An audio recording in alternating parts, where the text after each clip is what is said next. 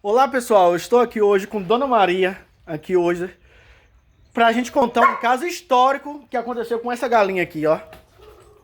Essa galinha aqui, Vivinha. Essa galinha é minha, tem uns 8 dias que estava sumido. E sempre, quando ela foge de casa, ela gosta de vir aqui pra casa de Dona Maria.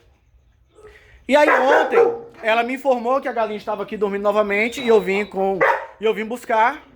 E quando eu fui pegar ela pulou aqui pro quintal de Dona Maria. E quando ela pulou, esse cachorro aqui de Dona Maria, ó, esse cachorro aqui, pegou e acabou sangrando ela.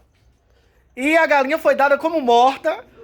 E aí eu dei a ela morta pra Dona Maria e agora ela vai contar a história muito, muito engraçada pra vocês.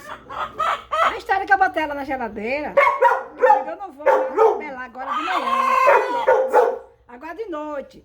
Vou deixar ela de manhã. Botei numa sacola plástica, marrei com a cabeça debaixo da e botei na geladeira. De manhã, que o menino foi abrir a geladeira, meu filho foi abrir a geladeira, a galinha estava viva. Aí ele me chamou e falou: mãe, a galinha está viva. Não tá. Quando eu cheguei lá, tirei a prova que a galinha está viva e botei aqui no galinheiro. E agora foi lá um tal rapaz, pra ele ver que a galinha dele tá viva. E eu só vou ficar com uma coisa que, se eu tivesse morto, eu ficaria, que ele me deu. Mas tá viva, eu vou entregar ele, a mão dele.